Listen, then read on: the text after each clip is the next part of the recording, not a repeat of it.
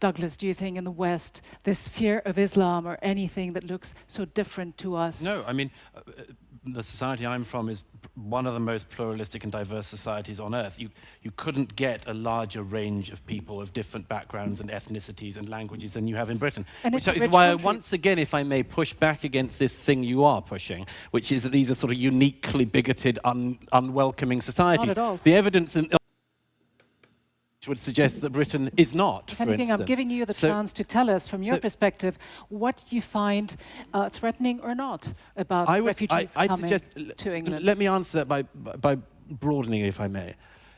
My suggestion would be, if we're to arrive at any kind of common understanding on this, is that we agree that, for instance, where there are people who pretend that everyone who arrives is a terrorist is barking mad. Okay? We can agree with that, but don't laugh at people with serious concerns about serious security concerns either. Because, like what? Well, because, you know, we had this in 2015 when certain officials in Europe said the likelihood that anyone coming on the boats among the 1.5 million people who arrived in Germany are going to be violent in any way is total, you know, xenophobic fantasy. And everyone laughed until people started letting off bombs, until, like in Ansbach in Germany, they just had a suicide bombing outside a wine bar, and it just stopped being quite so funny. So all I'm saying to you is, you can agree with me that people who say that most people arriving are going to be violent are ridiculous. Yes, but also don't claim it's ridiculous for people to have serious and sincere concerns about what is happening. Because if you do, there's no way anyone's going to arrive. And that is the reality. Absolutely, Mark. How do you deal with this? It is a reality. Wow, wow, wow. So much to unpack in that clip, folks. So much to unpack. You've got what they were saying. You've got facial expressions. You've got body language from Mark Lamont Hill, which is just fascinating to watch. You've got the moderator who keeps basically, you know, shoving out and pushing out, I guess, her agenda, what she wants to do, which Douglas Murray correctly basically says, you keep doing this over and over again. And she says, and you can hear her go, no, I'm not. So much to unpack. We're going to get to all of that. But before we do so, we want to welcome all of you. Welcome, everybody here, one and all. You're watching the Dr. Nasir Shaikh Show. I'm your host, Dr. Nasir. And as you saw, this is what we have on tap for today, folks. More of Douglas Murray, more of Lamont Hill at the Doha debates. We're going to get to that. I'm going to go back to the beginning, give you my reaction to the body language and the, things they were talking about. So we're going to do that right now. An over-exaggeration, Douglas, do you think in the West, this fear of Islam or anything that looks so different to us? No, I mean, the society I'm from is one of the most pluralistic and diverse societies on earth. You couldn't get a larger range of people of different backgrounds and ethnicities and languages than you have in Britain. And which it's a is rich why, country. once again, if I may push back against this thing you are pushing, which is that these are sort of uniquely bigoted, unwelcoming societies. Not at all. The evidence in Hear what he said. Good for you, Doug. Good for you. Pushing back on that lady, that moderator who thinks he wants to basically push her agenda. And what did he say? You keep pushing it. And she goes, not at all. All right, lady. You need some mansplaining out there, honey. You need to be mansplained because you are pushing an agenda. You're the moderator. You should just be silencio, introducing the people, asking the question, backing off. But no, you want to be there, female, pushing an agenda that the West is bad. They hate refugees. They hate immigrants. You know, white man bad, everybody else good. Let's see how much more Doug pushes back. on this part of the stage would suggest that Britain is not, If for anything, instance. I'm giving you the chance to tell us, from your perspective, what you find threatening or not about refugees coming to England. Let me answer. What do you find? I'm giving you the chance. I'm giving you the chance to tell us what you find threatening or not. What you find threatening or not. I'm giving you the chance, Douglas. I'm giving you the chance. Answer by broadening, if I may. My suggestion would be, if we're to arrive at any kind of common understanding on this, is that we agree that, for instance, where there are people who pretend that everyone who arrives is a terrorist is barking mad. okay? We can agree with that, but don't laugh at people with serious concerns about serious security concerns either. Because, like what? Well, because, you know, we had... Okay, now you got, look at this. Oh, look at Mark Lamont Hill. Globalist pose. Thought-provoking question. Racist? What do you mean, serious security concerns? I really gotta get my thinking pose on that. This is the pose that I look at when I want to be calling them a racist or a bigot. This is the pose.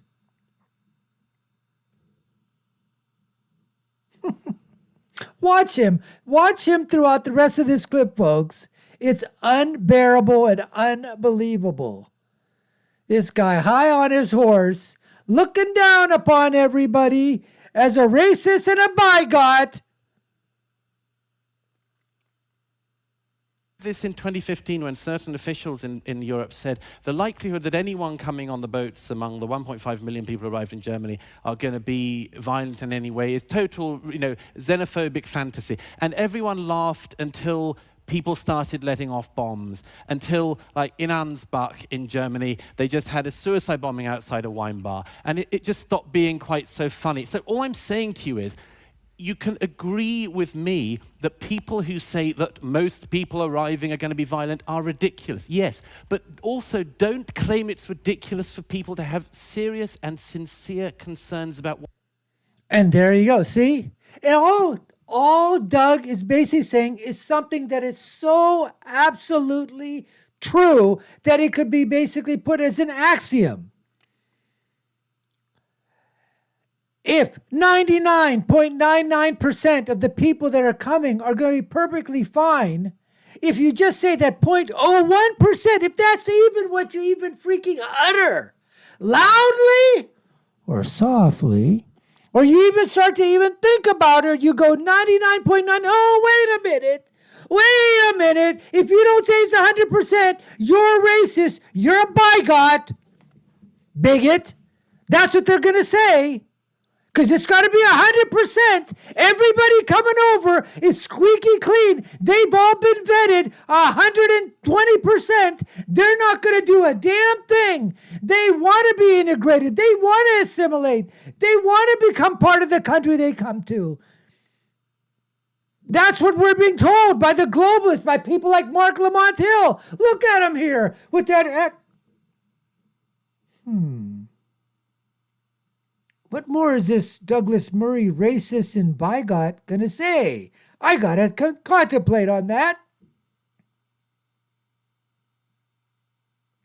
Unbelievable. What is happening? Because if you do, there's no way anyone's going to arrive. And that is the reality. Absolutely, Mark. How do you deal with this? It is a reality. This is, it's the a way reality. People feel. No, it's a reality that people have sincere and serious concerns. It doesn't mean that the serious and sincere concerns are rational or well-founded. What the hell are you talking about that they're not sincere or well-founded? All you need is one attack. We've had attacks occur. We've had terrorist attacks occur. And some of them were caused by Islamists and Muslimists. They've happened on U.S. soil. They've happened on European soil. They've happened in other countries around the world. They've happened in Muslim countries. There's more Muslim on Muslim terrorism attacks that we just said there are Muslim on Muslim. Shia and Sunni and all the other different sects that are out there. Happens all the time. We just don't hear about it in our news cycle here in the United States of America. Or in Western on Western TV as much, unless it's absolutely huge. But we don't hear about maybe if 10, 15, 20, 30 people, get killed in something over some sectarian violence that occurs in Muslim countries of Muslims versus Muslims. We don't hear about that all the time. So I don't know what the hell Mark's talking about. There is a sincere security concern, and we shouldn't be laughed at if somebody brings it up. And as soon as you do, all the cards get thrown out by the progressives, by the Democrats, by the liberals, by the leftists. the R card, the B card, the I card. You know what I'm talking about. And Mark's the same way over here. Because he just wants to be liked. He's not going to say that. He doesn't want to be called a racist. He wants to be called a bigot. He wants to stay on the black side of things. And I understand the idea that this often comes from the extreme, but in the United States, that extreme is the White House. Yes. Right? So, Donald Trump... Yes, you heard that? Yes.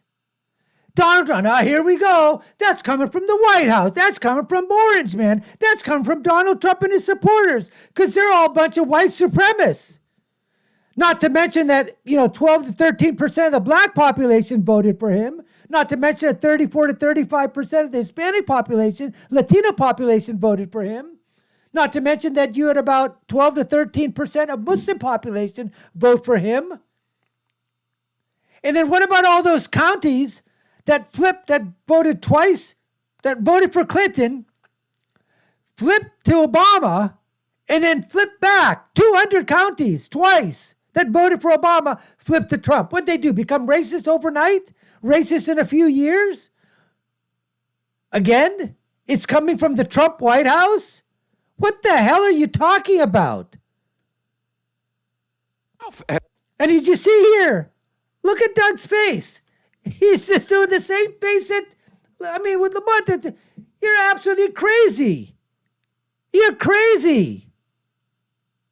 Come on. Has been very clear in articulating the particular danger that Syrian refugees bring. Did you hear that sigh? Did you hear that sigh? Just go back. Let's go back just a little bit. Most people arriving are going to be violent are ridiculous, yes. But also don't claim it's ridiculous for people to have serious and sincere concerns about what is happening. Because if you do, there's no way anyone's going to arrive. And that is the reality. Absolutely, Mark. How do you deal with this? It is a reality. This is, it's the a way reality. some people feel. No, it's a reality that people have sincere and serious concerns. It doesn't mean that the serious and sincere concerns are rational or well-founded. And I understand the idea that this often comes from the extreme, but in the United States, that extreme is the White House. Yes. Right? So, Donald Trump himself... Wait for a sigh! Wait for a sigh! In articulating the particular danger that Syrian refugees bring, despite the fact that they're vetted, despite the fact that they spend time in resettlement centers, but despite the fact that they're actually statistically much less likely to engage in acts of terrorism. Okay, it just says statistically less likely. Okay, statistically less likely. But I don't want that statistic to even be 1% Mark. Nobody wants it. Statistically less likely. You just said it yourself. And the Brexit propaganda, again, just to scare people toward this is, again, having lived... Oh, there's the MC, the moderator, this doofus over here, saying, Brexit was just a way to scare white people. Scare them. Not to mention, that a lot of brown and black people and people from those other countries also voted for Brexit, to leave Brexit, to leave. But no, nobody talks about that. Oh, what are they? They're brown or black and they voted to leave. Are they, racist and bigots too? Were they scared of their own people? Is that what happened?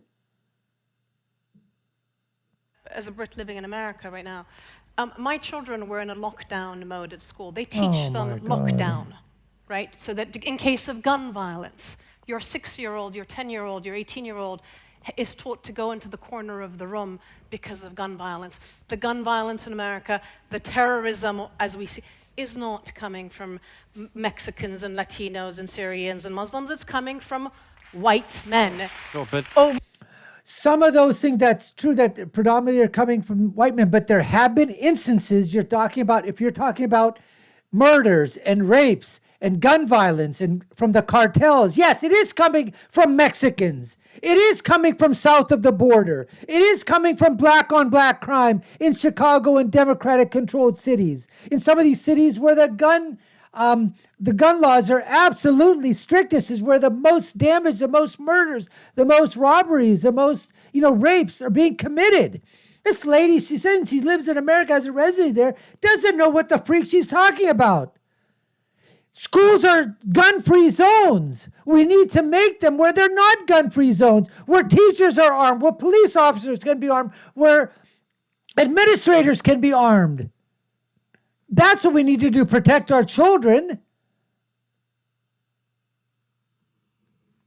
Overwhelmingly. And so again, this is a problem. Our use of language, because in most cases, if it is a white man, it'll be a troubled soul, not a terrorist. The second thing is, if we look at Europe, to me, the problem that we need to understand, and it goes back to one of the comments from on the floor, is that it's not actually the first generation. The first generation are often the ones who do want to integrate, and they just want to, at least my experience, you want to keep your head down, go to school, get a job, get going.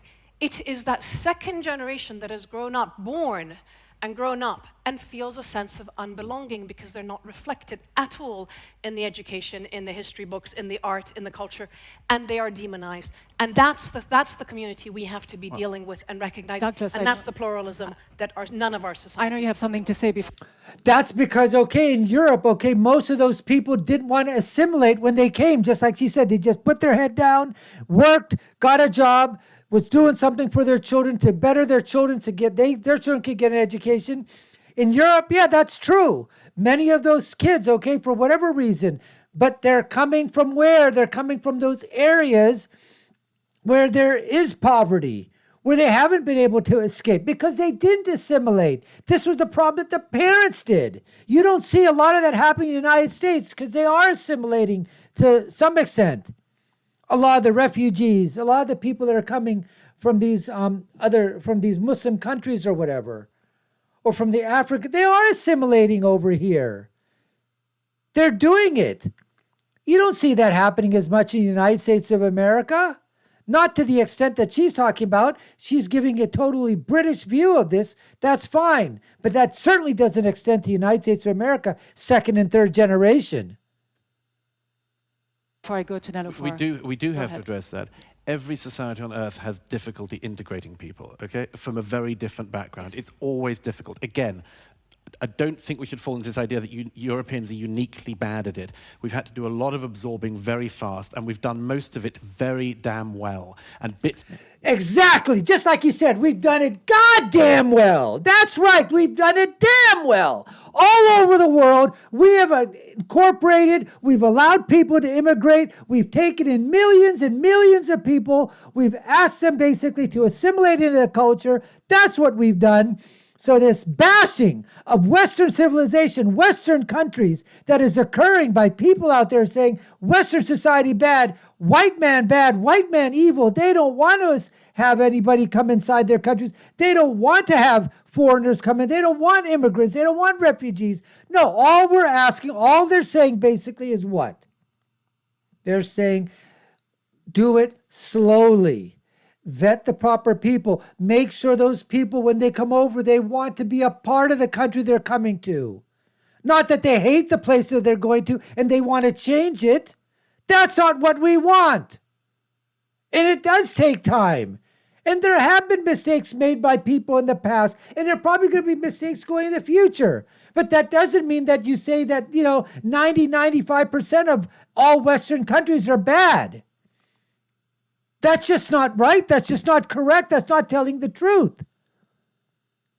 Of it haven't gone well, and we've got to address that. But again, we can agree that there is gun violence in America from crazy people who think they need to be armed to walk to the supermarket. And that doesn't mean, but that doesn't mean that people in France don't have their own specific security concerns as well. And what I'm urging you to do is, let's not look at this just from an American point of view. In Europe, it is a serious security concern we have now, and we are trying to deal with it, and that shouldn't be laughed at. Even though no one should laugh at this. But let me just say, the research shows, though, that there is no clear link between immigrants and refugees and an increased rate of crime. Oh, you don't know what the hell you're talking about, you idiotic lady. You know what? Right now, simmer, my acronym, because she's simmering, she's making me boil over. SIMR, stupid, idiotic, moronic, retarded. What did she say? Oh, the studies show that there's no causality, there's no link between crime of immigrants and refugees. Are you freaking kidding me? Talk to the mothers and fathers. parents in the United States of America that have had their kid, their daughter, their son killed, raped, murdered by illegal aliens, illegals that have come across the border. They're coming from what? Mexico, Guadalajara, Nicaragua. I mean, all from the South. They're coming over. They're killing people. Gangs, MS-13. What the hell are you talking about, lady? And I'm sure the same thing is happening in Britain. Look what's happening in Germany, in Sweden. But they, you know what? The government, they sweep it under the rug because they don't want to be called bigoted. They don't want to be called racist. They don't want that. So they're not even attributing now, ethnicity on some of these police reports. You have no idea who committed it. Just some person. Could have been a guy, could have been a girl, could have been white, could have been black, could have been brown, could have been red. We have no idea. This lady doesn't know what the hell she's talking about. The research No, said that's that it's not quite the true. opposite in the That's United not true. States and in Europe. That's not true. The I'm German sure that it government did doesn't a say- research that well, showed there's quite the opposite no last clear year. link, as far as I can tell. But let's go to a No clear link as far as you can tell. You don't know what the hell you're talking about. No clear link. Who the hell are you? Look at the freaking research. Talk to the parents of children that have died because of illegal aliens, illegal immigrants, refugees, or whatever the hell happened, of those people that have come over, committed crimes, lady. That's what you need to know about. Just because the government isn't basically going to say it doesn't mean it's not occurring. Anyways, folks, we appreciate you taking the time to watch. I got to simmer down a little bit here. You've been watching the Dr. Nasir Shaikh Show. We appreciate you taking the time to watch. I've been your host, Dr. Nasir. If you haven't done so already, subscribe to the channel. Like, share, and follow us. Let us know what you think about our videos. Take a look at our links above and below. I'll leave with my final thought, which is, when you're right, you're right. And when you're left, you're wrong. Until next time, folks, take care and stay safe.